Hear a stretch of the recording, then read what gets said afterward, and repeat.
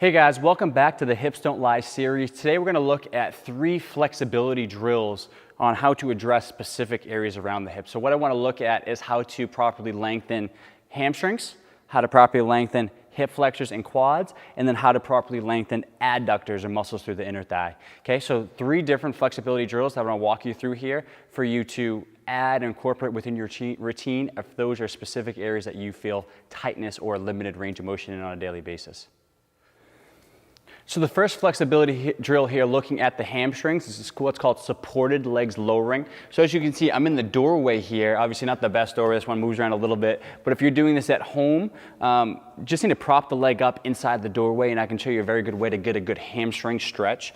So what I'm gonna do here is sit right into the doorway. Actually, I should do this. Let's kick this out of the way and slide. So I'm going to stretch and work on flexibility actually through my left leg. My right leg is the moving leg, as you'll see here. I'm going to sit up as close as I can into the doorway. The tighter you are, the harder it's going to be to sit butt against the door. So find the proper distance that you need to be away and start to move closer. I think that's going to be a good indicator how much you're improving on this stretch. So I'm just going to lift both legs straight up here and think of alignment and position of my legs. My toes are always facing this way. I don't want to turn the legs or rotate out to the side. It's a good way to cheat this stretch. And then from here, keeping both legs straight, I'm going to lower my right leg. So when you think about what's happening here, it wants to start to pull, my pelvis wants to start to rotate. So as I lower down on that right leg, this hamstring starts to lengthen just because of pelvic position.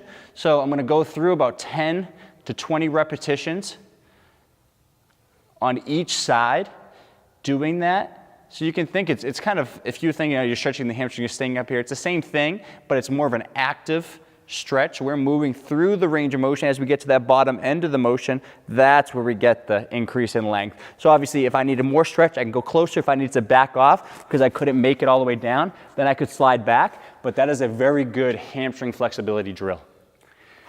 Okay, the next stretch, and one that I actually prescribe to a lot of people, is called the couch stretch. Couch stretch is good at lengthening hip flexors and quads. It puts us in that half kneeling and hip flexor stretch position, but as we elevate the back leg, we start to go into more flexion at the knee, so we get more lengthening through the quads, erectus femoris, some of these muscles down the front side of the leg.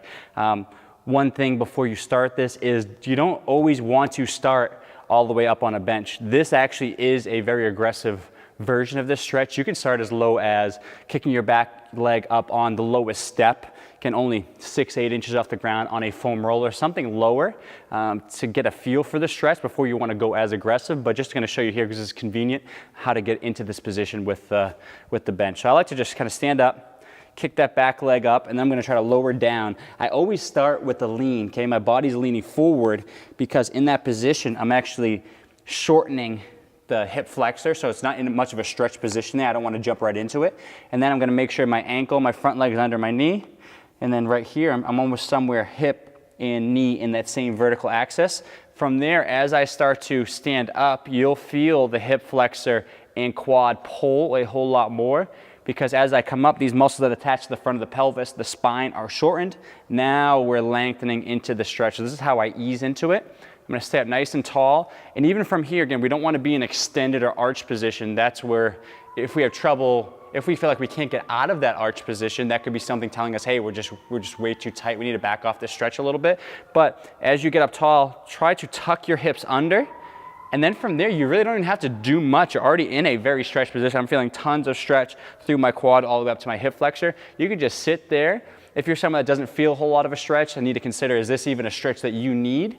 But we could also add a small lunge forward to further put the hips into extension to open up more through that quad and hip flexor.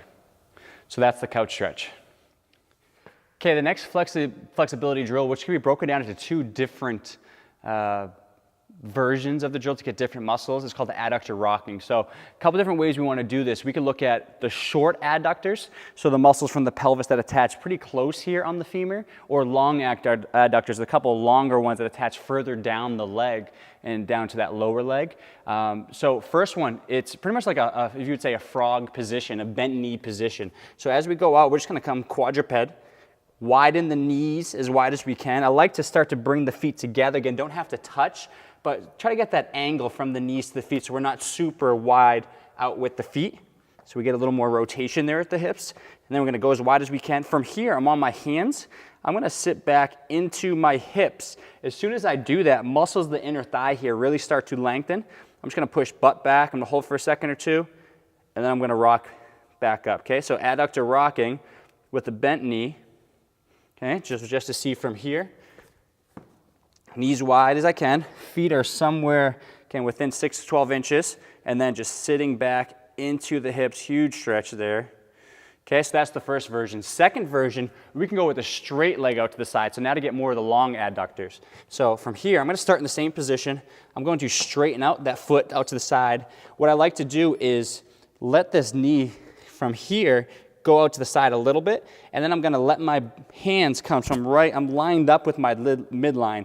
Thinking right down the center of me. I see a lot of people off to the side here, we don't have that straight line. So I'm gonna sit here, I'm gonna really try to sit back into the hips, and then bigger stretch going lower down, even sometimes get some medial hamstring, gracilis, adductor magnus. There's some other muscles that are longer than those other adductors we worked on before that you should feel a lot lower down. But you're gonna feel that big pull into the groin. But just rocking back and forth, doing both sides. You might feel one side that's more restricted than the other. If you do, again, try to do a couple extra repetitions on that side. But anywhere from 10 to 20 repetitions, really trying to get a good stretch up position first, and then sit back into the stretch. And that's a very good way to stretch or lengthen the adductors. Thank you for watching this segment in the Hips Don't Lie series. And today we talked about hip flexibility, but specifically hamstrings, hip flexor, quad, and adductors. So try those flexibility drills, see how they work for you. Some you'll feel like you need, others you feel like you can get into that position no problem and you have good length. So really more so focus on the ones where you're restricted.